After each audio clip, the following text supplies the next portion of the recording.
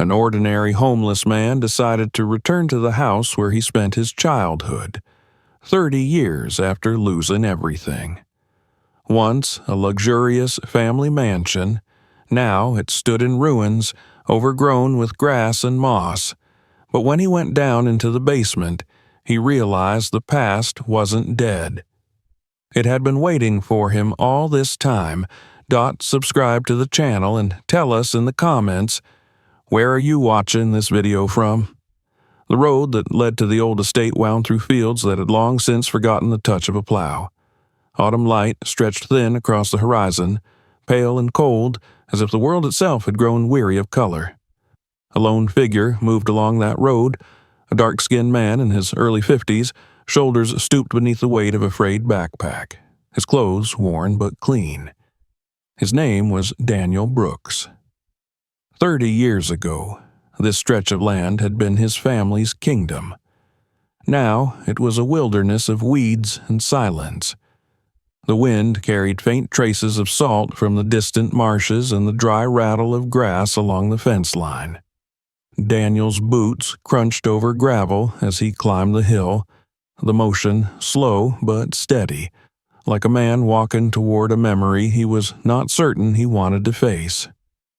When he reached the crest, the sight of Brooks Hall stopped him. The mansion stood like a corpse of architecture, its white columns streaked black with mildew, the roof sagging inward beneath decades of neglect. Windows gaped like open wounds, and ivy had strangled the balconies where his mother used to stand, waving to guests arriving in polished carriages. Once, this had been the heart of a dynasty. Now it was a monument to ruin. The family crest, a bronze medallion set into the rusted gates, had turned green with corrosion. Through the grime, Daniel could still make out the words engraved beneath the Brooks family symbol, Veritas Vincit. Truth prevails. The irony made him pause. He unlatched the gate. The hinges protested with a shriek, startling a crow from the roof. As the bird rose into the gray air, Daniel's mind filled with echoes, laughter spilling from the terrace, piano notes drifting from the parlor, the low murmur of business discussions between his father and the city's elite. All of it had vanished. He stood for a long moment, feeling the slow rhythm of his heart and the strange quiet that followed him everywhere now. He had dreamed of this return many nights during his years on the streets, but never like this.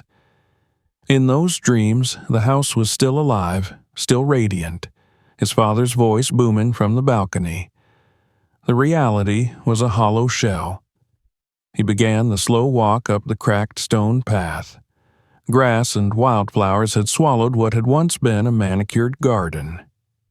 The fountain in the courtyard lay dry, filled with leaves and rainwater that reflected a distorted sky. At the base of the front steps, Daniel stopped again, resting one hand against the banister where time had eaten away the marble. He could still see himself as a boy, sliding down that railing while his mother pretended to scold him. The image passed like breath on glass, gone before he could hold it. He pushed open the massive oak door, which resisted at first and then gave way with a groan. The smell that greeted him was a mixture of dust, decay, and something else, an old scent that lived in wood and fabric long after people had gone. Inside, shafts of pale light spilled through broken windows, illuminating floating motes of dust. The great hall was both familiar and unrecognizable. The sweeping staircase still rose toward the upper floors, though part of the banister had collapsed. Portraits of ancestors hung crooked on the walls, their painted eyes dulled by grime. Daniel's gaze lingered on one in particular, his father, George Brooks, captured at the height of his power, sharp-featured, confident, hand resting on a globe as if he commanded the world itself. Daniel's throat tightened. That portrait had once filled him with pride. Now it filled him with questions. He walked deeper into the hall, his footsteps muffled by a carpet eaten through by moths. Furniture lay beneath dusty sheets, their outlines ghostly and misshapen. The house seemed to breathe around him, the soft hiss of the wind through cracks, the creak of boards settling, the faint tap of rain beginning outside. He wondered if this place remembered him. As he explored, memories came unbidden. The dining room had hosted endless dinners where polished silver and crystal gleamed beneath chandeliers. The library had been his sanctuary, filled with maps and adventure novels his mother had given him. Every corner was a fragment of another life, but the silence now was heavy, accusatory. He felt like an intruder in his own past. Near the parlor, he found a collapsed piano, its ivory keys yellowed and scattered. A faint sense of grief rose in him. Grief not just for the house but for the people who had once filled it. He could almost hear his brother's laughter echoing down the hall, the sound that had once seemed harmless before it became cruel. Outside, daylight dimmed, and the first drops of rain began to tap against the windows.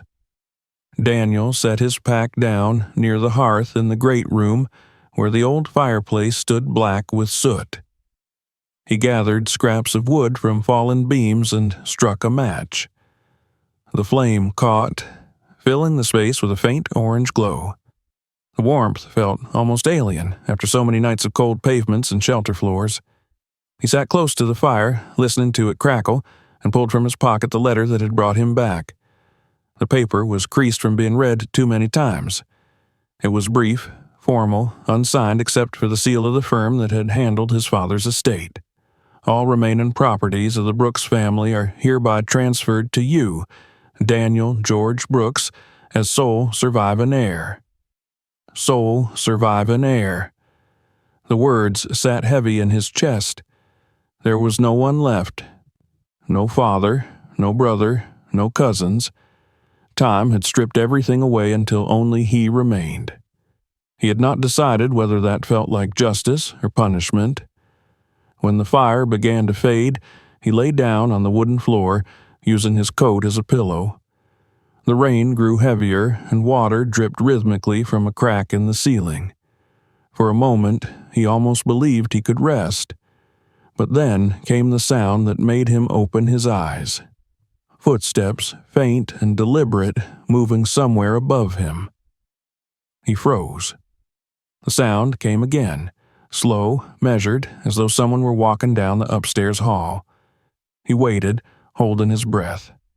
The house settled with a groan, and the noise ceased. It could have been the wind, he told himself, or a raccoon, a stray animal. Yet the feeling remained, an awareness, a presence. He tried to dismiss it, but sleep did not come easily. The house whispered and sighed through the night, its old timbers murmuring in the dark.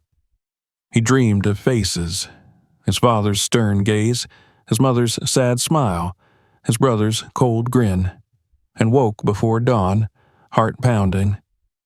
Morning light revealed more of the decay. The wallpaper had peeled away in strips. Water stains marked the ceilings. On the dining table lay a silver tray coated with dust so thick he could write his name in it. He did, tracing the letters slowly. D. Brooks. For a strange moment, it comforted him, as if he were proving to the house that he still existed. He spent the day wandering through the rooms, examining remnants of another era. In the study, he found ledgers, their ink faded but still legible. He turned the brittle pages, scanning accounts of shipments, investments, the steady rise and fall of fortunes. The handwriting was his father's, precise, disciplined, confident. Daniel's own memories of the man were a mixture of pride and pain. George Brooks had built an empire with hard work and iron will, but he had also built walls, between himself and compassion, between his sons and understanding. By afternoon, Daniel ventured upstairs. The grand staircase creaked beneath his weight. The second floor was darker, the air heavy with dust. His old bedroom door still bore the brass nameplate his mother had installed when he was 10. The handle turned stiffly, but the door opened. The room was smaller than he remembered. The bed frame was broken, the curtains rotted away, but the faint outline of his old life remained. On the wall, faint pencil marks still measured his height through the years. He stood beside them now, realizing he had grown into the very man his father had once hoped he'd be, only without the privilege, without the comfort, stripped of everything but endurance. He sat on the windowsill, looking out across the overgrown lawn. Somewhere beyond the trees lay the town, where people still whispered his name with pity or scorn. He wondered if any of them knew he had survived. Probably not. In their eyes, Daniel Brooks had vanished long ago. The scandal had buried him deeper than any grave could. Evening fell again, and the house seemed to exhale. Daniel returned to the great room and rekindled the fire. This time he ate from a small can of beans he had brought with him, the humble meal oddly fitting amid the ruins of past luxury. As the firelight flickered over the portraits on the wall, he felt the old anger begin to stir beneath his calm, not for the years of hardship, but for the lie that had cost him everything, the accusation that had driven him into exile. He thought of his brother's face the last time he saw it, smirking as their father shouted. Malcolm's triumph had been complete, but now, after 30 years, fate had brought Daniel back, and with it a faint, stubborn hope that perhaps the truth could still be found within these walls. The night deepened. Outside, frogs croaked in the pond, and the wind sighed through the trees. Daniel sat beside the dying fire, staring into the embers until his eyes burned. He thought of the motto on the gate, "Truth prevails." His father had believed that once. Daniel wasn't sure he did, yet something inside him, some small battered spark, whispered that maybe the house had called him home for a reason. He rose, took the lantern from the mantel, and walked once more through the darkened halls. His footsteps echoed softly. At the far end of the corridor, he stopped before the portrait of his father. The painted eyes looked down at him with that same mixture of pride and judgment. "I'm here," Daniel murmured to the silence. "I came back." The house offered no reply, only the faint rustle of wind through shattered glass. Still, he felt it, the pulse of the place, a sense that something unseen had been waiting. He extinguished the lantern and stood in the darkness, letting the memories wash over him like rain. When he finally lay down again near the hearth, the weight of years pressed upon him, yet beneath it flickered the beginning of resolve. Tomorrow he would start searching. The house had buried the truth once before. Now it was his turn to unearth it. As dawn approached, the light crept through the broken windows, painting the cracked floorboards gold. Daniel Brooks, the last heir of a fallen empire, rose from his makeshift bed and faced the ruins that had once been his world. Somewhere in the bones of this dying house, he believed, a secret still breathed, and he intended to find it. The morning that followed Daniel's first night in Brooks Hall came slow and gray. The air inside the house was cold, as if the stone itself had absorbed decades of silence and sorrow. He woke to the sound of rain dripping through the cracks in the ceiling, pooling in shallow puddles on the warped wooden floor. For a long moment he lay there, staring at the high beams above, feeling the strange ache that only memory could summon. The fire had gone out during the night, leaving behind faint wisps of smoke and the smell of burnt wood. He rose stiffly, rubbing the chill from his arms, and looked around at the ruins of what had once been a symbol of power and pride. He thought of how far that power had fallen, and of the years that had carried him away from it. The memories came back like a fever. He could see the house as it had been, the gleaming floors, the smell of polished mahogany, the echo of footsteps across marble. In those days, the Brooks family was a dynasty. His father, George Brooks, had been a figure of legend in the South, a man of vision and unbending discipline, the owner of a shipping company that sent vessels across the Gulf and beyond.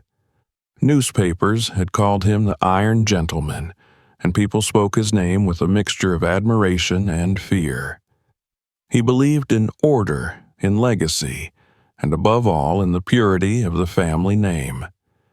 Daniel, as the younger son, had grown up in the long shadow of that name. His brother, Malcolm, was older by 6 years, broad-shouldered and ambitious.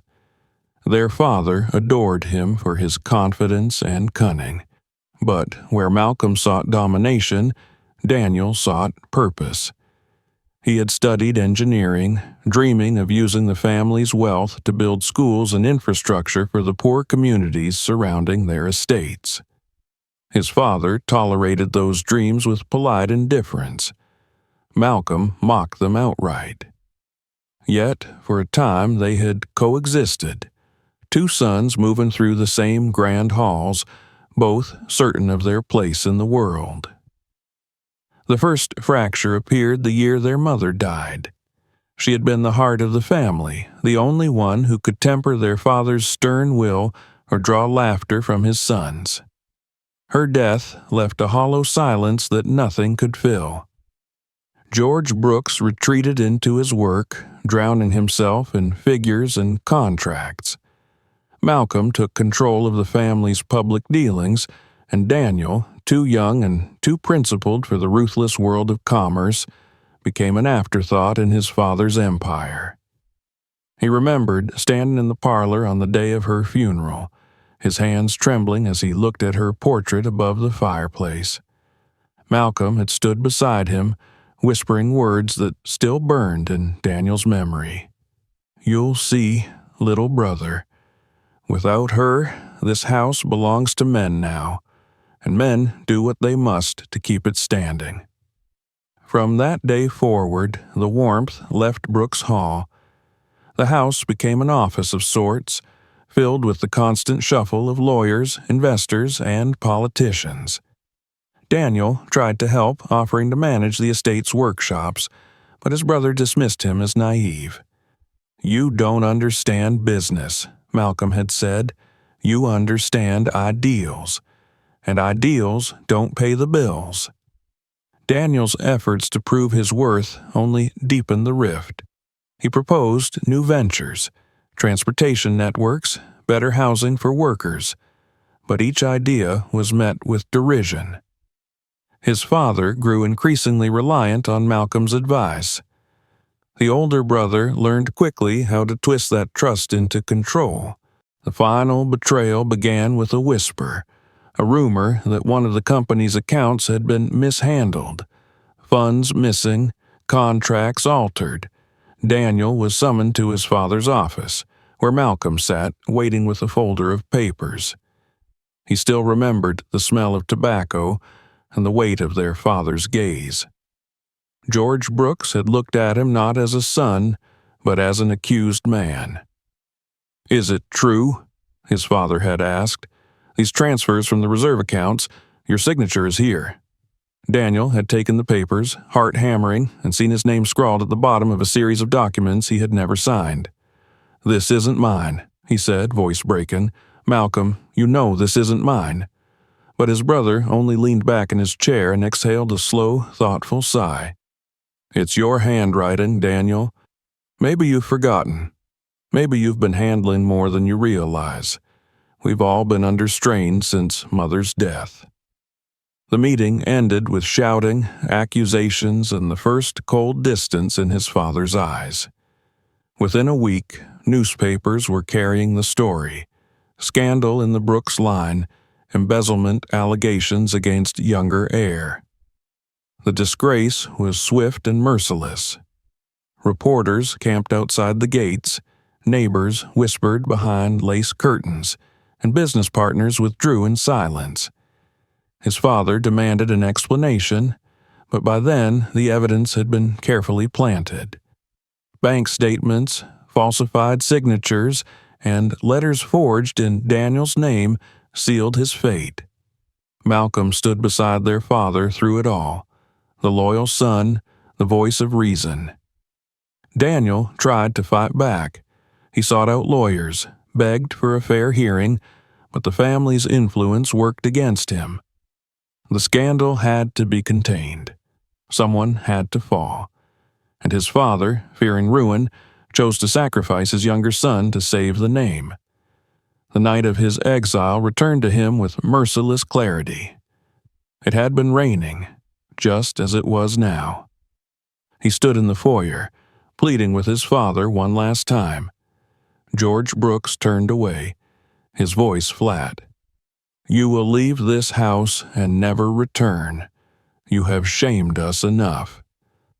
Daniel had looked to Malcolm then, hoping for some trace of mercy, but his brother's expression was serene, almost triumphant. "It's for the best," he said. "You need to find your own path, far from here." He had walked out into the rain with nothing but the clothes on his back and the echo of the gates closing behind him. The years that followed blurred into a single, endless descent. He drifted from town to town, finding work where he could, repairing engines, loading freight, cleaning docks. When there was no work, he slept beneath bridges or in abandoned buildings. He learned to read people the way other men read books, who would share their bread, who would steal it. Pride, once the blood in his veins, was replaced by endurance. There were moments of kindness. An old mechanic in Savannah who taught him how to mend clocks. A widow in Baton Rouge who fed him for a week without asking his name. But there were cruelties too. Cops who drove him from park benches, drunks who spat at him, employers who vanished before paying him. Over time, his anger cooled into something quieter, something that no longer sought revenge but understanding. Now, as he walked through the hollow remains of his family's empire, he felt the echo of that long exile in every creak of the floorboards. The house had changed, but the wound it represented had never closed. He moved into the study where his father had once conducted business, the same room where the accusation had destroyed him. The desk still stood in its corner, though one leg was splintered. On its surface lay the ghostly imprint of papers long turned to dust. He sat in his father's chair and let his fingers trace the grooves in the wood. "You believed him," he whispered. "You believed every word." The words left his mouth like smoke, curling upward and fading. As dusk fell, Daniel rose and paced the length of the room. Through the broken window, he could see the overgrown gardens stretching into darkness. Somewhere out there, beyond the fields, the world had gone on without him. But here, time had stopped. The house seemed frozen at the exact moment of his disgrace. He wondered about his father's last years, whether guilt had ever touched him, whether the truth had ever tried to claw its way through the lies Malcolm built. It was hard to imagine the iron gentleman bending to remorse, but perhaps even stone could crack given enough time. The wind picked up, sending a low moan through the corridors. It sounded almost like a sigh. Daniel stood there listening, his reflection faint in the dusty window pane, and for the first time since his return, he spoke aloud to the empty house. "If you remember me," he said softly, "then help me find what's left of the truth." That night, as rain swept across the estate, Daniel lay once again near the hearth, but this time sleep brought no rest. He dreamed of the trial his father had never given him, of the crowd that had gathered to watch him fall. In the dream, he stood before them holding a single candle while the walls around him burned, and above the roar of fire he could hear Malcolm's laughter, a sound that had haunted him for 3 decades. He woke before dawn, drenched in sweat, his hands trembling. The fire had long since died, and the only light came from the pale gray of the approaching morning. For a moment, he thought he heard footsteps again upstairs, the same slow tread as before, but this time it no longer frightened him. It felt like an invitation. He rose and climbed the staircase. The boards groaned beneath his weight, but he kept going. The hallway stretched ahead, lined with portraits of the Brooks lineage. He passed them one by one.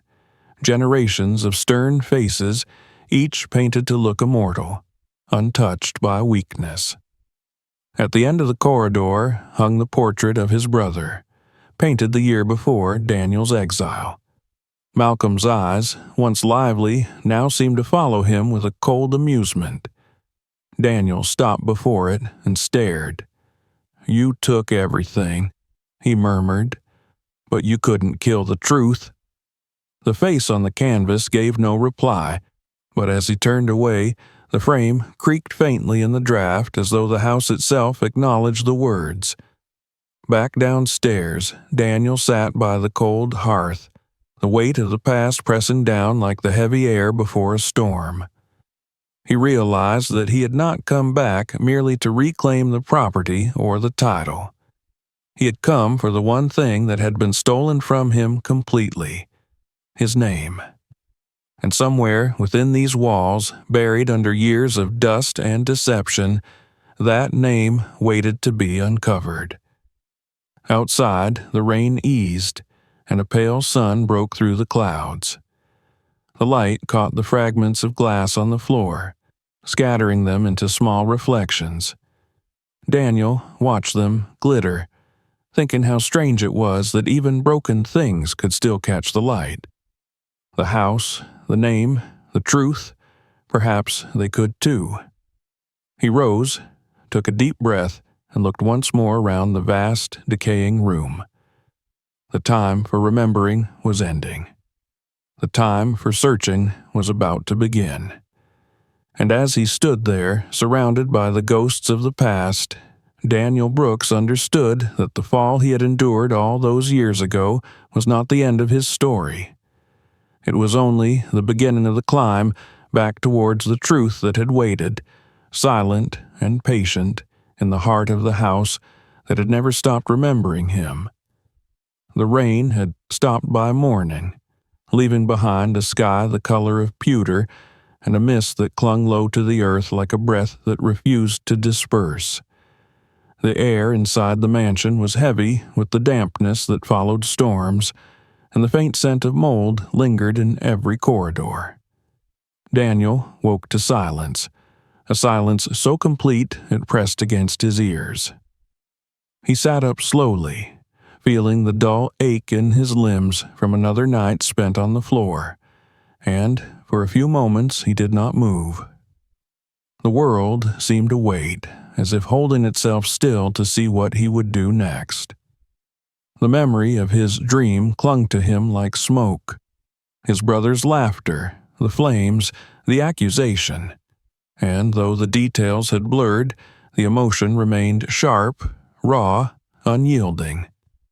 He stood, stretching stiff joints, and gazed around the room that had been his refuge.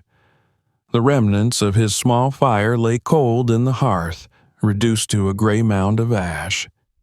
Through the broken windows came a faint light, soft and colorless, illuminating the long shadows that reached across the floor. For a while, he simply listened to the house breathe. It creaked, sighed, and murmured in low tones as if speaking a language known only to itself. He felt as though he were living inside the chest of some sleeping giant, something ancient, powerful, and not entirely dead. He began his morning by walking through the great hall. The floorboards bent beneath his feet, their groans echoing faintly against the tall ceilings. In the corners, cobwebs trembled from the lightest draught, and the smell of decay deepened the farther he went. Yet, the deeper he ventured, the more he sensed a strange vitality in the air, a presence beneath the dust and ruin. The house seemed to recognize him. He wandered into what had once been the music room. The grand piano lay in ruins, its lid snapped, strings exposed like the ribs of a carcass. He brushed his hand across the keys, and a single, hollow note rang out, startlingly loud. It reverberated through the chamber, bouncing off the walls and fading into silence. That faint echo seemed to awaken something within him, a memory buried so deep it felt almost foreign. He saw his mother again, sitting at that very piano, her fingers gliding over the ivory keys as she played the same hymn she always favored when the air outside turned heavy before a storm. Her voice had been soft, warm, full of something he had since forgotten how to name. The image dissolved as quickly as it came, leaving only the ruin before him. Daniel drew back his hand and looked around the room. The wallpaper, once pale blue, had turned the color of bone. Fragments of ceiling plaster littered the ground. In the far corner, he noticed a series of water stains spreading down the wall like the veins of a leaf, and something about their pattern drew his attention. He stepped closer. The stains seemed to trace the outline of what could have been a doorway, now sealed by boards and plaster. He ran his fingers over it and felt a faint vibration, as though air moved behind the wall. "Hidden places," he murmured. The Brooks house had always been full of them. Servant passages, storage cellars, narrow stairs that twisted behind the walls. As a boy, he had found them thrilling, a secret world belonging only to him and his brother. But now, as he stared at that faint outline, the idea of something sealed and forgotten filled him not with excitement, but with unease. He left the music room and made his way toward the west wing, where the study and library were located. The heavy oak doors stood half open, and the scent of rotted paper greeted him as he entered. Dust lay so thick upon the floor that each step left behind a clear print. The shelves towered on all sides, sagging beneath the weight of books whose pages had curled from years of moisture. He moved carefully among them, brushing aside cobwebs, scanning the spines. Most of the titles were legal volumes and ledgers, the tools of his father's trade. He found an old ledger on the desk, opened it, and saw his father's handwriting, precise, methodical, unyielding. Beside every column of numbers was the neat signature, George H. Brooks. Daniel traced the ink with his fingertip.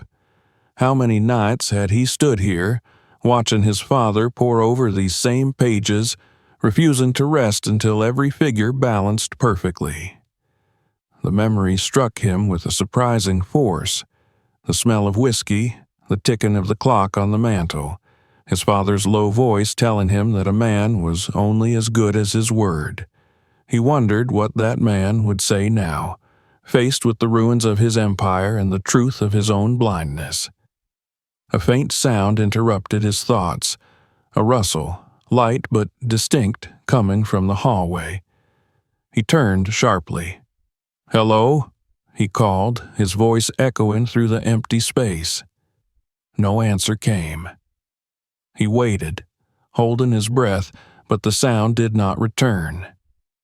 Perhaps it was only the house shifting again, or the wind moving through cracks in the plaster. Still, the hairs on the back of his neck stood up. He set the ledger aside and opened one of the lower drawers in the desk. Inside lay a collection of yellowed papers and a small metal box, tarnished and locked with a rusted clasp. He lifted it out, testing its weight. It was heavier than it looked. The clasp resisted at first, but gave way with a sudden snap. Inside, he found a folded letter sealed with a fragment of red wax. The seal bore the family crest, the same Veritas Vincit emblem he had seen on the gate. His breath caught as he recognized his father's handwriting across the front. For Daniel, should he ever return. For several seconds he could not bring himself to open it. The sight of his father's hand was too intimate, too alive. His heart thudded in his chest as though the man himself stood behind him, waiting. Finally, with trembling fingers, he broke the seal and unfolded the brittle paper. The letter was brief, the ink faded but legible. "My son," it began, "if this reaches you, then you have found your way back to what was once your home. I have little time left and much to confess. I was wrong to doubt you.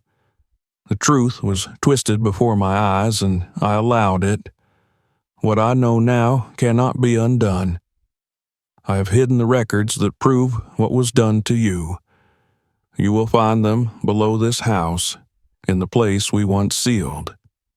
I pray you forgive me when you read them." The letter ended without a signature. The words swam before his eyes, and for a moment he could not breathe. He folded the letter carefully and pressed it to his chest as if the paper might dissolve if he let go. A tremor passed through him, a mixture of grief, anger, and something that felt dangerously close to hope. He sank into the old leather chair behind the desk, the springs groaning under his weight. Beneath him, the floor creaked faintly, and a new thought took shape. His father had mentioned something below the house. Could it be a cellar? A crypt? He tried to recall the architecture.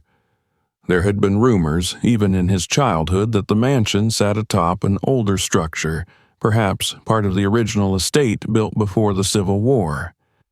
The idea that something had been deliberately sealed away was unsettling. He rose and began to search. Behind the desk, he found a section of the wall paneled in dark wood, smoother than the rest, with a slight indentation near the baseboard. Kneeling, he ran his hands along it until he felt the edge of a concealed hinge. The panel swung outward with a soft sigh, revealing a narrow alcove and a short stairway leading downward into darkness. Cold air breathed up from below, carrying with it the scent of damp earth and age. He hesitated at the top of the stairs, lantern in hand. The rational part of his mind told him that there could be nothing of value down there, that this was only a storage space long forgotten. But the other part, the one that had followed his father's voice across 30 years of silence, knew he had to descend. The stairs groaned underfoot as he went down, the lantern casting long, shivering shadows on the stone walls. The air grew colder, thicker. At the bottom, he found a small chamber lined with shelves, the remains of crates stacked in uneven piles. Papers lay scattered across the ground, their ink dissolved by moisture. It was a hidden archive, preserved and forgotten in equal measure. He moved through the room slowly, lifting fallen ledgers and folders. Many were beyond saving, their pages fused together by mold, but one caught his eye. A folder bound in leather, its clasp still intact. Inside were financial statements, letters, and contracts. The dates ranged from the final years of his father's life.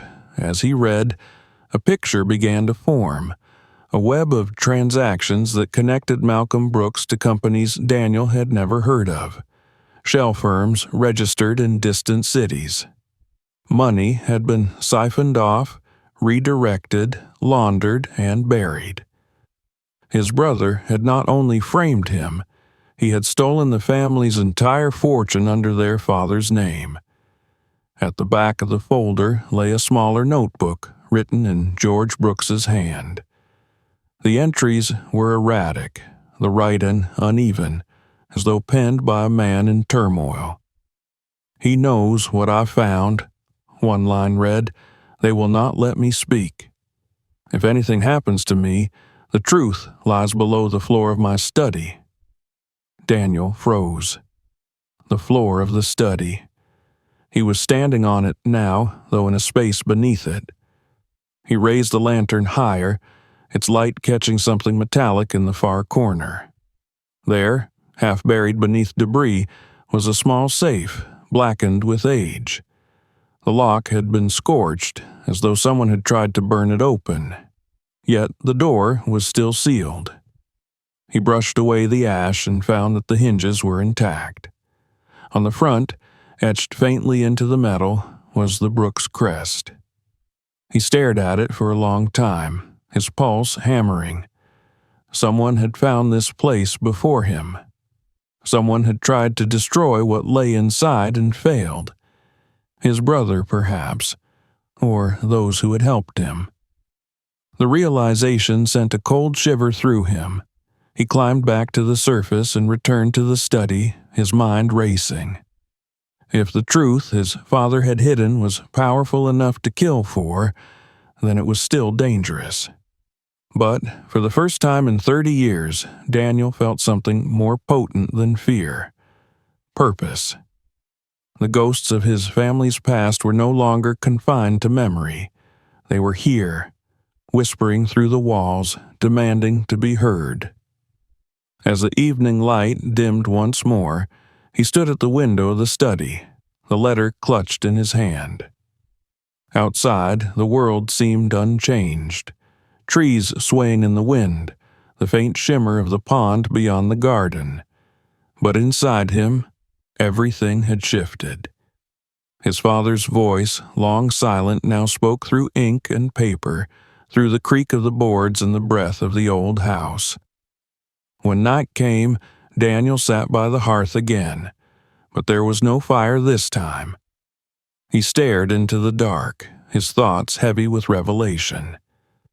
Somewhere beneath his feet lay the evidence of everything that had destroyed his life, and perhaps the key to restoring it.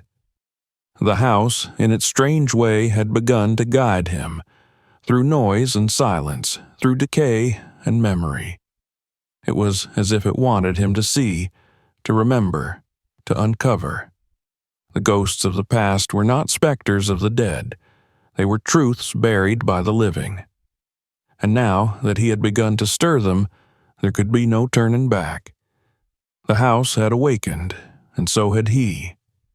Night had fallen again over Brooks Hall, but this time the darkness seemed different. It was not merely the absence of light. It was dense, heavy, watchful.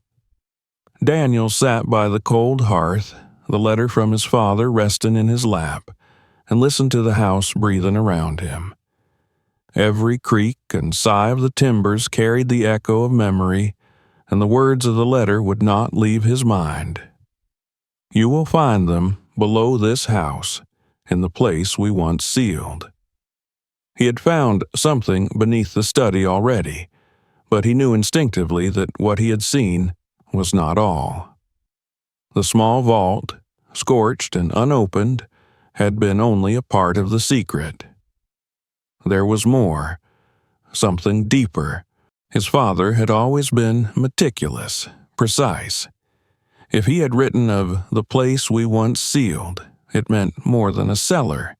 It meant something built with purpose, something meant to stay hidden.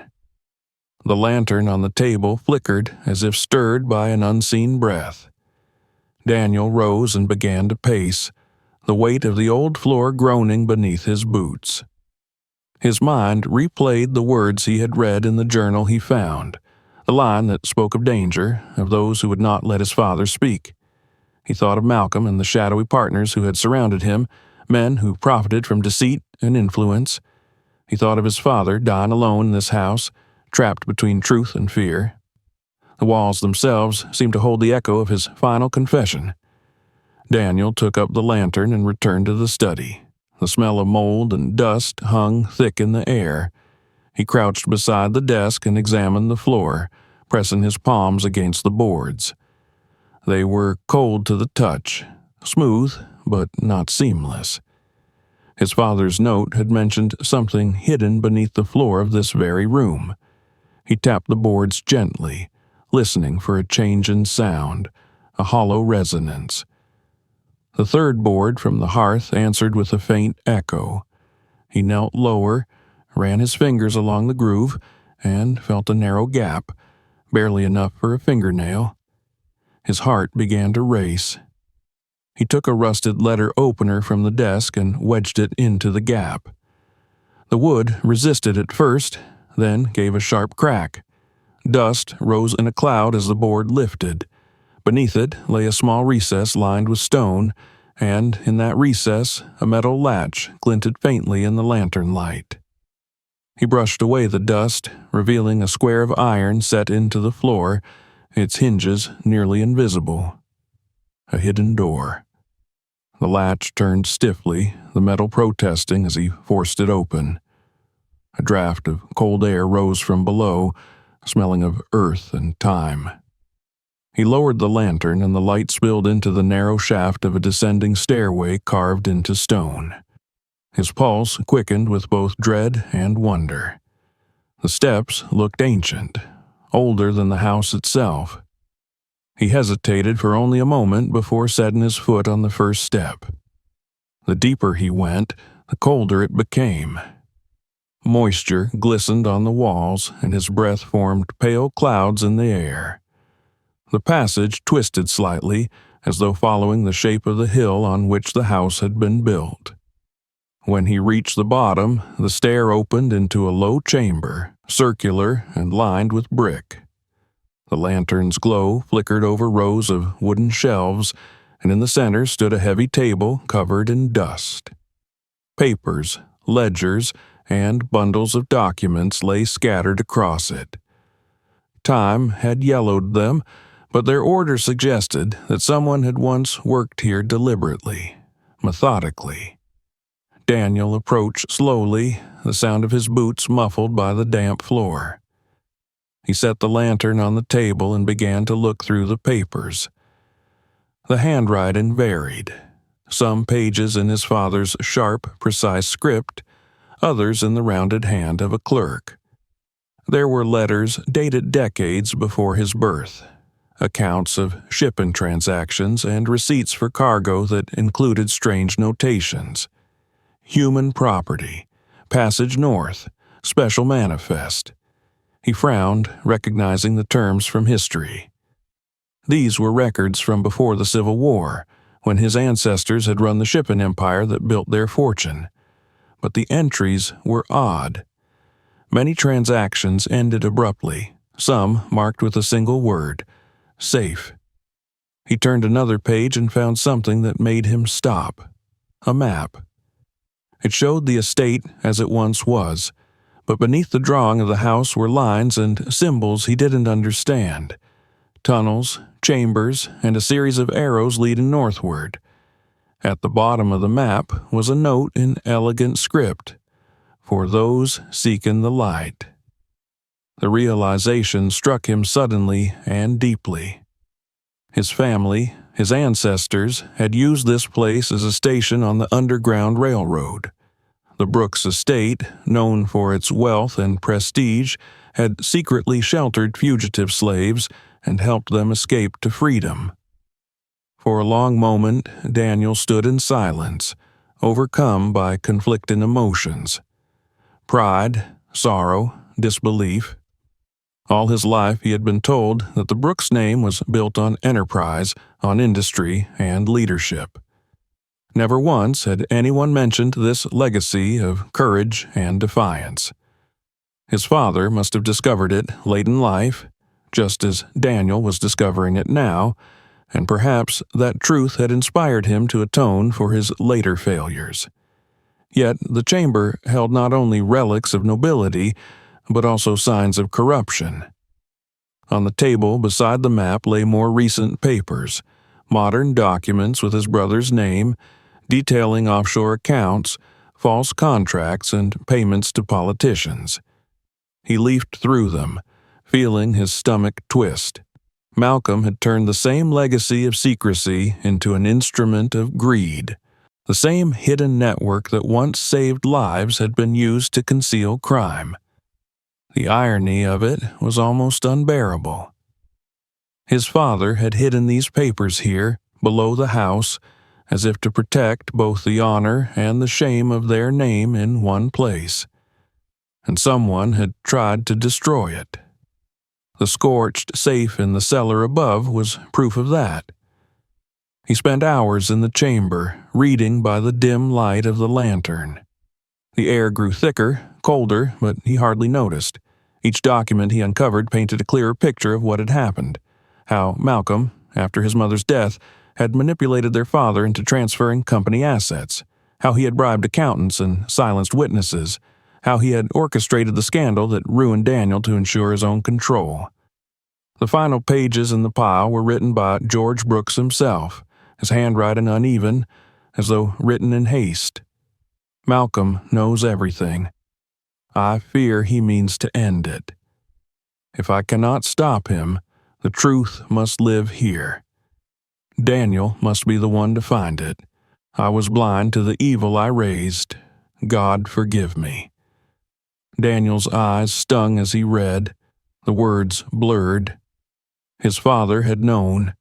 He had realized too late what his elder son had done, and in his desperation he had hidden the truth in the very foundations of the house, trusting that someday Daniel would return. He sat there for a long time, staring at the last line. The faint drip of water echoed somewhere in the shadows. When he finally looked up, he noticed something else. An iron door set into the far wall, half hidden behind stacks of crates. He rose and went to it, pushing aside the debris. The door was heavy and rusted, but when he touched it, it gave a dull, hollow sound. There was no handle, only a circular indentation where a key might once have fit. He searched the shelves and found a small brass key inside one of the drawers, tied with string and labeled simply "Lower Room." His hands trembled as he fitted it into the slot. The lock clicked softly and the door creaked open. Beyond it lay a smaller chamber, no larger than a chapel. The walls were lined with stone, and in the center stood an old wooden table. On it rested a single object, a leather-bound book wrapped in cloth. Daniel stepped forward and unwrapped it.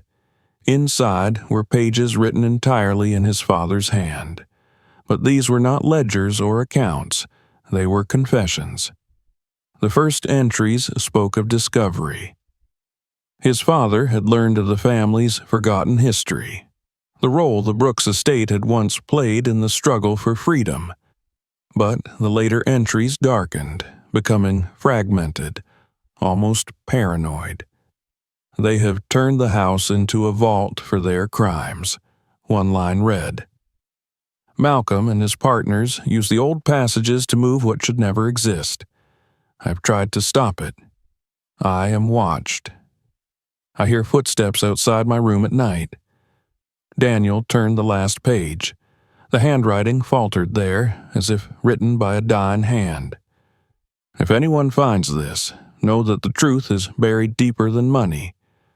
Our name was born from redemption and ended in greed. Daniel, forgive me. He closed the book slowly, his hands shaken. The silence of the room pressed in on him until he could hear nothing but the thud of his own heartbeat.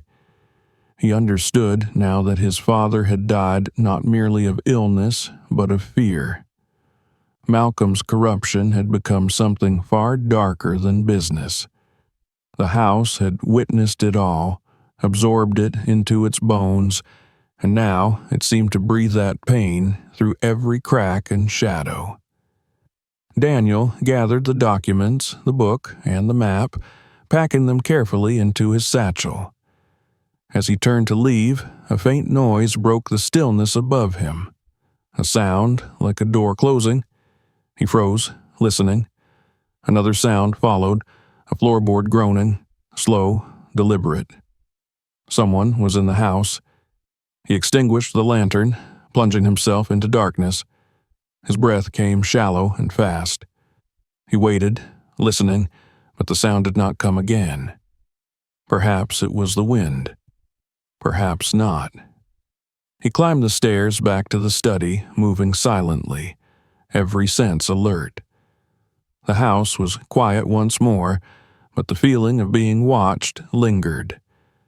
He crossed the room and looked at the portrait of his father above the mantel. The painted eyes seemed to follow him, filled with both sorrow and warning. "I know now," Daniel whispered. "I found it. I'll finish what you started." The words felt like a vow. The truth was no longer buried. It lived in his hands, in the papers that could restore his name and expose everything Malcolm had built on deceit. Yet he knew that truth was a dangerous thing, and those who had once silenced his father would not hesitate to do the same to him. He looked around the study at the flickering shadows cast by the dying firelight and realized that the house was not done with him yet. The secrets it had guarded for generations were awake now, and they would not rest until the final reckoning came. The hidden room beneath the floor had given him the past. What waited above would soon bring the future, and with it the confrontation he had spent half his life avoiding. Outside, the wind rose again, rattling the windows. Daniel stood at the center of the ruined room, his heart steady now. The house had given him its truth, and in return he would give it justice. The ghosts of Brooks Hall were stirring, and their time of silence was ending. The night that followed was long and restless. Daniel barely slept. Each time he closed his eyes, he saw the image of his father's trembling handwriting, the last plea for forgiveness scrawled across the yellowed pages of the journal he had discovered in the hidden chamber. He lay near the hearth, listening to the shifting breaths of the house, the distant settling of beams, the faint scrape of wind against cracked glass, the soft murmur of leaves brushing the walls outside. But beneath those sounds was something else, something heavier and more deliberate. Every so often, a board creaked somewhere on the upper floor, and though he told himself it was only the house adjusting to the night air, he could not shake the feeling that someone else moved within the decaying walls.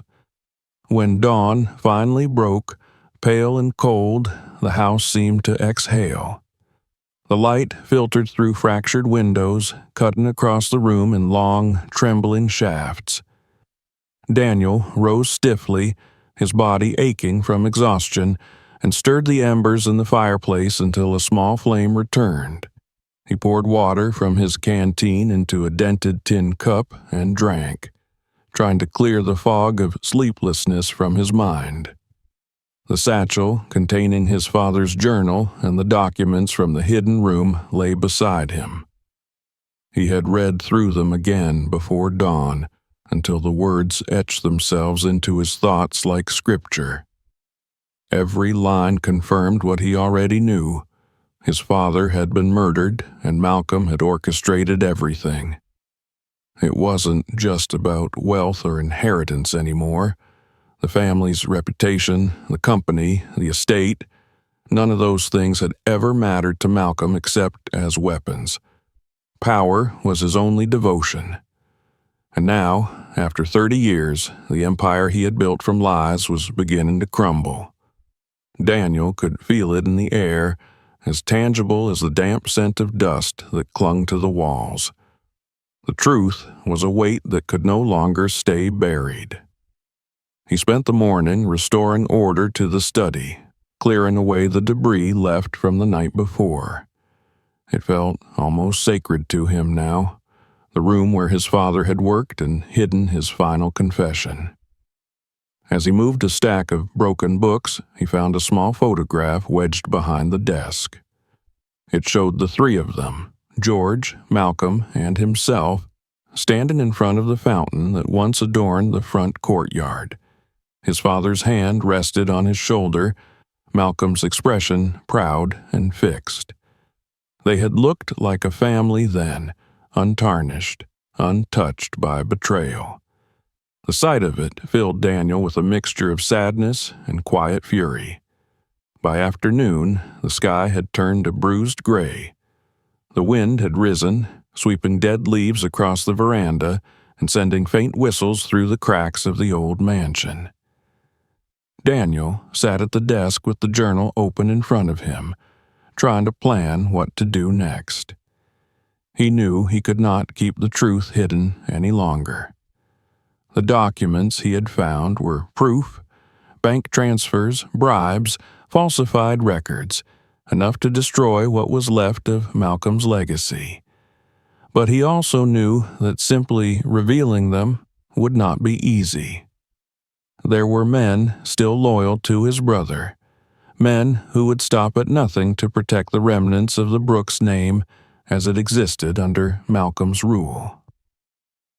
As the afternoon darkened toward evening, he lit the lantern and began sorting the papers into bundles, marking the most critical evidence. He would need to take them to town, perhaps to a lawyer or journalist, someone who could help him make the story public. But even as he thought it, an unease settled in his chest. He could not leave yet. There was something unfinished in the air, something he needed to face here, in the heart of the house itself. The thought had barely formed when he heard it, a sharp sound, unmistakable, cutting through the howl of the wind. It was the slam of a door. He froze, every muscle tightening. The noise came from the back of the house, near the servants' entrance. He extinguished the lantern and stood in the half-darkness, straining to listen. For several seconds there was nothing but the sigh of wind.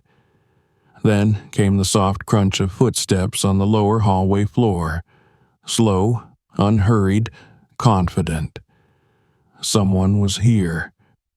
He moved silently to the door of the study and peered into the dim corridor. A faint glow, the beam of a flashlight, swept across the far wall. Daniel's heart began to hammer in his chest. He stepped back, gripping the edge of the desk. The light drew closer, moving with deliberate precision until it spilled into the study doorway. A shadow followed it. A tall figure in a long coat, broad-shouldered, his silhouette unmistakable even after 3 decades. "Daniel," the voice said, calm, smooth, and chillingly familiar. "You always were your father's favorite ghost." The flashlight lowered slightly, and for the first time Daniel saw his brother's face in the pale light. Malcolm's hair, once jet black, had turned silver at the temples, but the eyes were the same, sharp, calculating, predatory. He smiled, and the expression was as empty as the hollow rooms around them. Daniel didn't speak. He only straightened, his jaw tightening as Malcolm stepped fully into the study. "I knew you'd come back," Malcolm continued, glancing around the room. "The firm told me someone had claimed the deed. I almost didn't believe it. But here you are. The prodigal brother returns, drawn home by ghosts and guilt."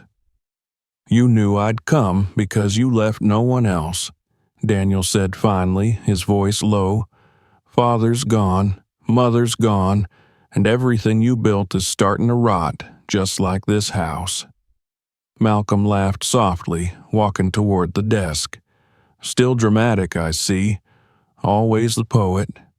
I used to envy that in you. Father loved your idealism, your endless compassion. He thought you'd save the world." He paused, his expression tightening. "Turns out, the world saved itself by getting rid of you." Daniel's fist clenched at his sides, but he stayed still. "You framed me. You destroyed everything I had. And for what? To sit on a throne of ashes? Or survival?" Malcolm replied simply. "Father was weak. He built his empire on nostalgia and sentiment. I built mine on reality. The truth, little brother, is that the world rewards those who take what they want." He moved closer to the desk, his eyes flicking to the satchel resting beside the papers. "What's this?" Daniel stepped forward, blocking his reach. "You stay away from it." Malcolm tilted his head, amusement glinting in his eyes. "Ah, so that's why you're here. You found something, didn't you? I wondered how long it would take before some scavenger unearthed Father's little secrets. He always did love hiding things, letters, ledgers, his guilt." His voice hardened. "You shouldn't have come back, Daniel." "I came back because of him," Daniel said, his tone steady. "He wrote to me. He wanted me to find the truth. And I did." He took a step closer, meeting Malcolm's gaze. "He knew you lied. He knew what you did. The evidence is here. Everything you buried, everything you stole. It's over." For the first time, Malcolm's calm faltered. His jaw tightened, his eyes narrowing. "You think you can walk back into this world after 30 years and destroy me? You don't understand what you're dealing with. Those papers won't save you. They'll bury you right alongside him." Daniel didn't answer. Instead, he lifted the lantern from the desk and set it between them. The light cast their faces in a warm, trembling glow, the two brothers standing amid the ruins of their family legacy, shadows dancing across the walls that had witnessed their history. "You already buried me once," Daniel said quietly, "but this time it's your turn to answer for what you've done." Malcolm's gaze drifted toward the fireplace where faint embers still glowed. Then he smiled, and the smile was cruel. "You really don't learn, do you? Father thought the same thing, that truth could save him, but in the end, he died here, surrounded by lies and fire." The words struck Daniel like a physical blow. He stared at Malcolm, realization dawning. "You killed him?" Malcolm didn't deny it. He simply shrugged. "I ended his suffering. He was ready to destroy everything we'd built over a few pieces of paper. He'd already called the lawyers. There was no other way." For a moment, the room seemed to tilt. Daniel felt a wave of nausea, of rage so sharp it nearly blinded him. "You murdered our father." "I preserved the family," Malcolm said evenly. "You should be grateful. Without me, the Brooks name would have been a footnote in a bankruptcy report." Before Daniel could speak again, Malcolm reached into his coat and pulled something out. A lighter. He flicked it once, the flame small but steady. "I should have done this years ago," he said softly, "before you had the chance to come crawling back." He tossed the lighter onto the pile of old papers scattered across the floor. The fire caught instantly, racing up the dry pages, licking across the wood. Within seconds, the study filled with smoke. Daniel lunged forward, but Malcolm shoved him back hard against the wall. "Goodbye, brother," Malcolm said, his voice calm as the flames began to climb the curtains. "Some ghosts don't deserve to haunt." Daniel gasped, choking on the thickening smoke. The fire spread faster than he imagined, feeding on years of decay. He stumbled toward the satchel, snatched it from the desk, and ran for the door, coughing as heat seared his lungs. Behind him, the fire roared, consuming the room where their father had spent his final days. He heard Malcolm's footsteps retreating down the corridor and followed, half blind from smoke. The hallway blazed with orange light as embers fell from the ceiling. He could barely see, barely think, only move. He reached the front entrance just as a beam crashed down behind him, sealing the passage to the study. For a moment, he thought Malcolm was gone, escaped into the night. But as he stumbled onto the front steps, the wind hit his face, cool and sharp, and there he saw him, standing near the gate, watching the house burn. The fire illuminated Malcolm's face, and for an instant Daniel saw not power or triumph, but something hollow, a man devoured by the very flames he had set. Their eyes met across the courtyard. but neither spoke. Then Malcolm turned and walked into the darkness, disappearing into the trees. Daniel stood there for a long moment, watching the inferno rise behind him. The windows of Brooks Hall glowed like open wounds, and the night filled with the sound of collapsing timber. He wanted to hate his brother, to curse him for everything he had done, but what he felt instead was an unbearable grief. The fire was destroying not only the house but everything it had ever been, its beauty, its history, its secrets. Yet, in the heart of that destruction, Daniel felt something else too. Release. The ghosts that had haunted these walls were finally free. As the first sirens wailed in the distance, he turned and walked down the long road toward the horizon, the satchel clutched tightly in his hand. Behind him, the house that had been both his curse and his salvation burned against the night sky like a dying star, and the truth he carried glowed hotter still within him, unyielding, indestructible, ready at last to rise from the ashes. The ruins of Brooks Hall smoldered for 3 days before the last embers died out. The fire had spread quickly through the old timbers, consuming everything it touched, leaving behind only the skeletal remains of the once grand estate. The marble pillars had cracked from the heat, the roof had collapsed inward, and the great staircase that had carried generations of the Brooks family now stood like a charred spine amid the ashes. When Daniel returned to the site on the 4th morning, the air still carried the faint metallic scent of smoke and rain-soaked soot.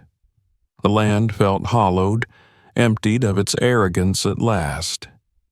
He stood in silence for a long while, the satchel still slung across his shoulder, its contents miraculously unharmed. The documents, the journal, the letters, all of it had survived because he had carried them through the flames. It was as if the truth itself had refused to burn. Around him, birds picked through the ash, their small movements the only signs of life in a place once full of noise and laughter. The estate that had ruled over this corner of the South for more than a century had finally fallen silent, stripped of its grandeur, its deceit, and its pride. The memory of that night still haunted him, the roar of the fire, the sting of smoke, and Malcolm's face illuminated by the inferno. The last glimpse he had caught of his brother had not been of triumph, but of emptiness. Daniel hadn't seen him since. The police had searched the surrounding woods, finding only Malcolm's car abandoned at the edge of the property. No body was ever recovered. Rumors spread quickly through town. Some said he had fled the country, others whispered he had perished in the blaze, consumed by the same flames that had destroyed their family's empire. Daniel didn't know which version of the story to believe, nor did he much care. What mattered was that the truth had finally escaped the shadows. In the days that followed, he found himself drawn into a whirlwind of official inquiries and investigations. Fire marshals questioned him, reporters appeared like vultures at the gates of the property, and the local sheriff, an old man who remembered the scandal from 30 years ago, watched him with a mixture of suspicion and pity. Yet this time, Daniel was not a man running from accusation. He was the one holding the proof. The satchel at his side had become both shield and sword. He took the documents first to a lawyer named Harris, a quiet, serious man with graying hair and a reputation for integrity. Harris had been a young associate in the city during the time of Daniel's disgrace and remembered the case well. When Daniel placed the evidence on his desk, the ledgers, the contracts, the letters written in Malcolm's hand, the lawyer's expression shifted from polite curiosity to shock. "My God," Harris murmured as he read through the pages. "These are real."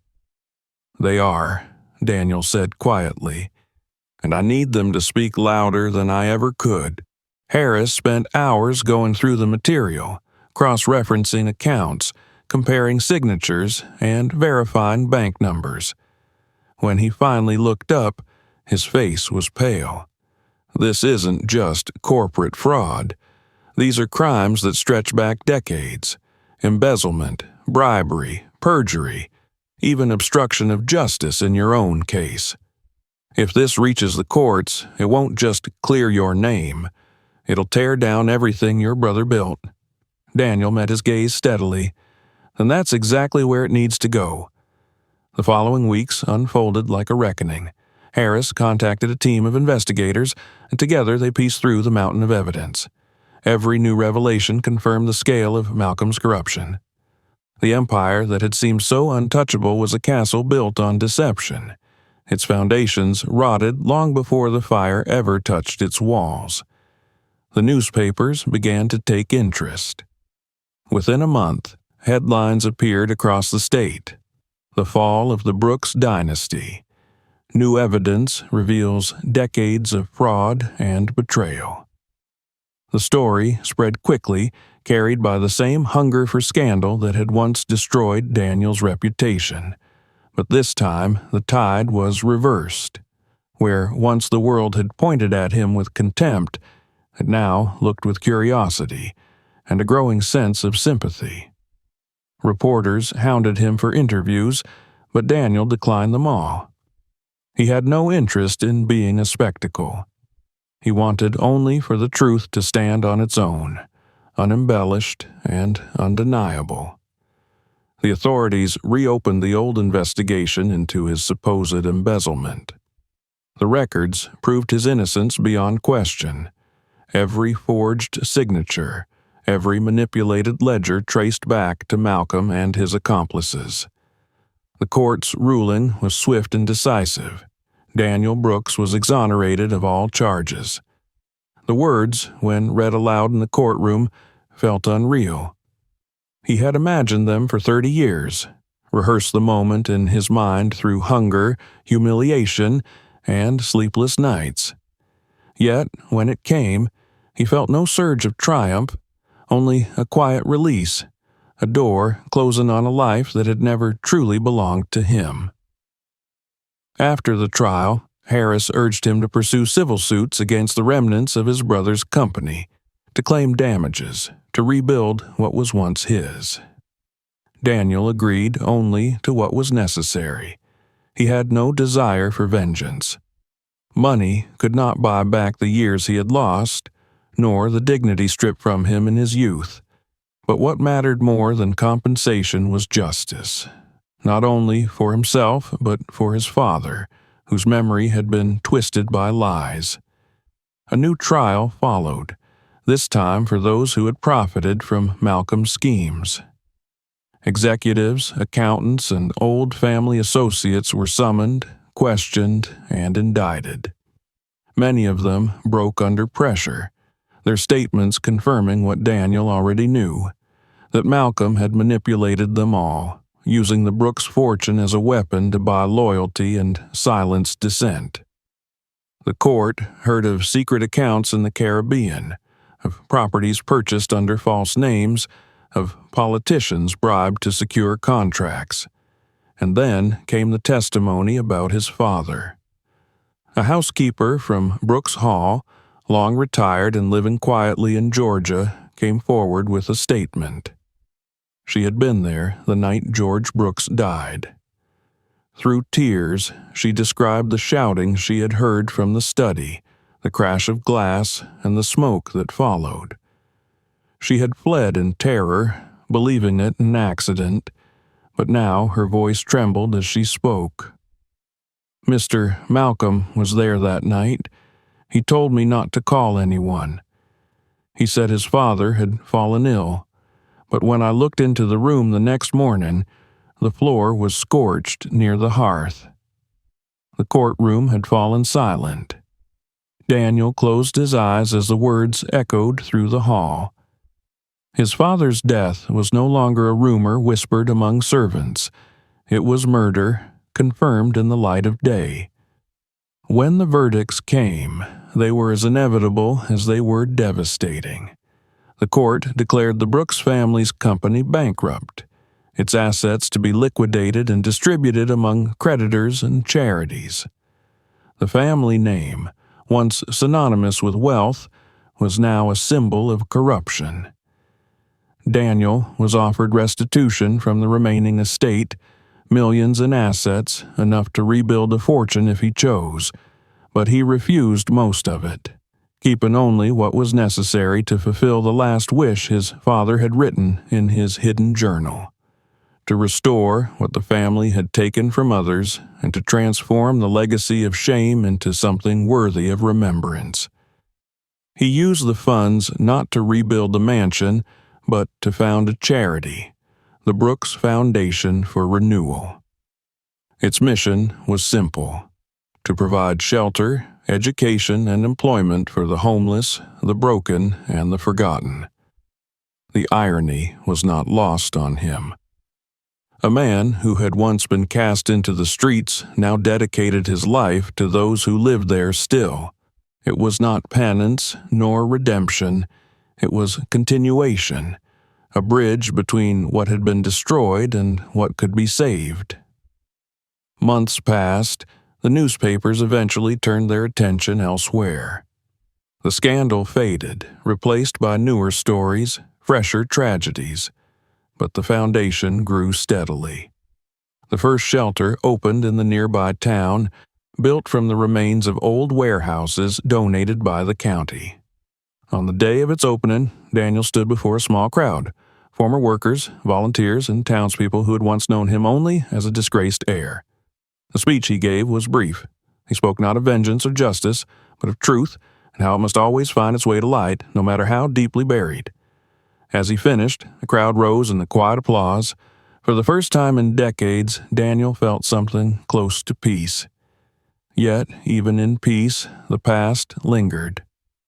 There were nights when he dreamed of the fire, of Malcolm standing in the glow of the burning house, his face both defiant and haunted. Sometimes he wondered if his brother was still alive somewhere, hiding under another name, still trying to rebuild his empire of deceit. Other times, he hoped that the flames had taken him, that the fire had done what the courts could not. But whether Malcolm lived or died no longer mattered. The truth had survived him. On the anniversary of the fire, Daniel returned once more to the site of Brooks Hall. The land was quiet now, covered in wild grass and scattered with the remains of stone walls. The scent of smoke was long gone, replaced by the earthy fragrance of rain and new growth. He stood in the center of the ruins, near where the study had once stood, and placed his hand on the ground. Beneath the soil lay the ashes of generations, of pride, of sin, of ambition. Yet in that same ground, something new was taking root. He whispered to the wind, "It's over, Father. The truth is free now." A single ray of sunlight broke through the clouds, striking the ground where he stood. It glimmered faintly on the rusted hinge of the hidden door that had once led to the secret chamber. For a moment, he thought he heard a voice, soft, distant, almost tender. Perhaps it was only the wind through the trees, or perhaps it was the house itself offering its final farewell. Daniel turned away and began the long walk down the hill. The ashes of Brooks Hall lay behind him, but ahead stretched something vast and unclaimed, a horizon waiting to be built upon, not with stone or wealth, but with truth. The judgment was complete, the reckoning done. What remained now was the quiet work of rebuilding, not a legacy of power, but a mercy. And for the first time since he was a boy, Daniel Brooks did not feel like a man without a home. He felt like a man who had finally come back to one. The morning broke over the charred remains of Brooks Hall with a quiet unlike any that had ever touched that hill before. The land, once defined by the weight of stone and history, now stretched open beneath the sky like a scar finally healing. Grass had begun to reclaim the ashes, sprouting in small patches where the fire's heat had loosened the soil. The columns that had survived the blaze stood black and skeletal, their marble fluted and cracked, like bones stripped of flesh but still stubbornly upright. To the townspeople, the ruins were an ending. To Daniel Brooks, they were the beginning of something that had waited far too long to be born. Nearly a year had passed since the trial, since the last echoes of the Brooks family name had been spoken in the courthouse as both curse and elegy. The foundation he had built in the aftermath of that judgment had grown far beyond his first quiet hopes. What had begun as a single shelter in the heart of the city had expanded into a network that stretched across the state. There were now workshops where veterans learned trades, classrooms where children without homes learned to read, kitchens that served meals to those the world had chosen to forget. The Brooks Foundation for Renewal had become not merely a name, but a promise. A reversal of everything his family had once stood for. But Daniel did not see himself as the architect of this renewal. He worked among the people quietly as one of them. Most of those who came through the shelters had no idea who he was. To them, he was simply Daniel, the man who always rose before dawn to sweep the floors, who sat with the newcomers to listen, not to speak, and who never seemed to tire, though his eyes carried a weight that others instinctively respected. It was in this anonymity that he found peace. He had been a man of headlines once, though never for reasons of pride, and he had no wish to return to that kind of attention. He still lived modestly in a small apartment above the foundation's main building. From his window, he could see the slow rhythm of life below.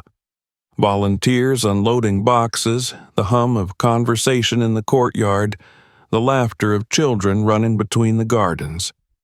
Every sound, every sight was a quiet defiance against the silence that had once ruled his life. Yet, even in these moments of calm, the past sometimes returned, not as torment, but as a whisper of memory. There were nights when he would dream of fire, but not the fire that destroyed. Rather, it was a warm glow, soft and alive, lighting the faces of people gathered together in safety. It was, on such a night, under the pale light of a half moon, that Daniel made the decision that would complete what his father had begun. He had returned many times to the ruins of Brooks Hall over the months, drawn by a feeling he could not quite name. The land seemed to call to him, not as a place of grief, but as something waiting to be reclaimed.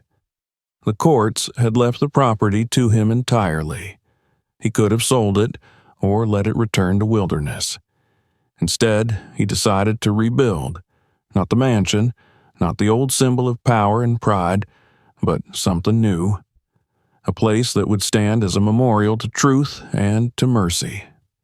By spring, the plans were drawn.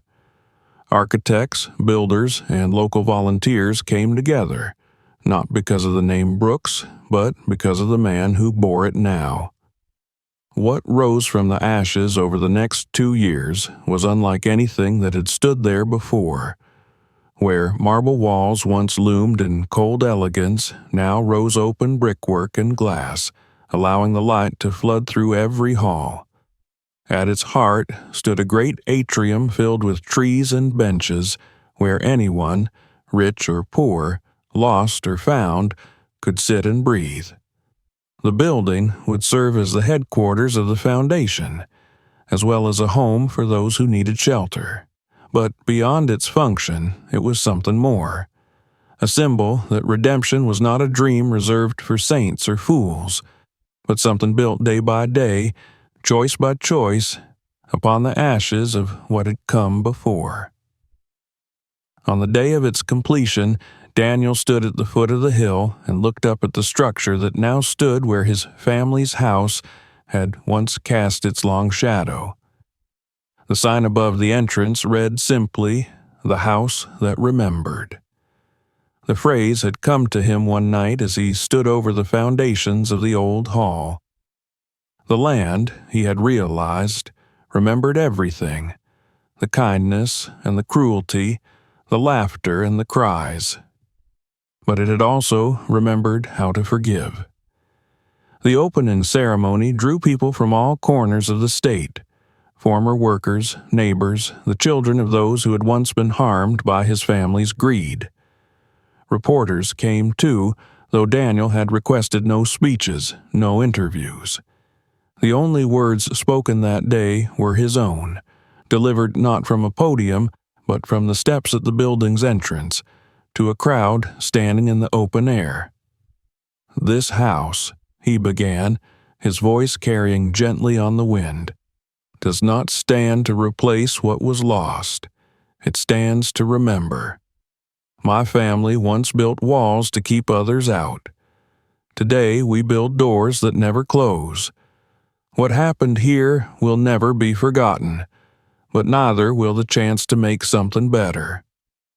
The crowd fell silent for a moment before the applause came, soft at first, then swelling until it filled the air.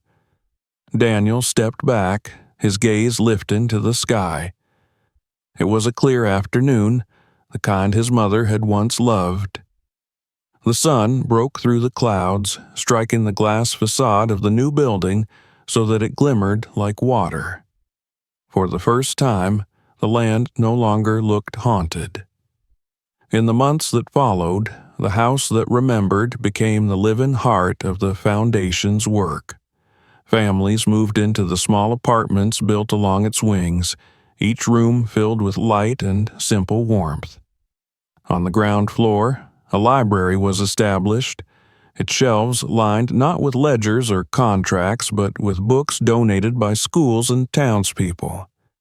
Daniel spent many evenings there, reading with the children or sitting in quiet conversation with veterans who had found a second life within those walls. But there was one room in the building that belonged to no one. It lay below the atrium, reached by a narrow staircase that descended into a cool, quiet space. There, Daniel had ordered an exact reconstruction of the secret chamber he had discovered beneath the old mansion. The original bricks and stones had been salvaged and cleaned, placed carefully in the same circular pattern. In the center stood a glass case containing his father's journal, the letters, and a small bronze plaque that read, "For the truth that saves us, even when it burns." Visitors rarely entered that room without falling silent. School children would come and ask who the man in the photographs had been, and Daniel would tell them not of wealth or tragedy, but of a father who had once been wrong and had tried to make it right.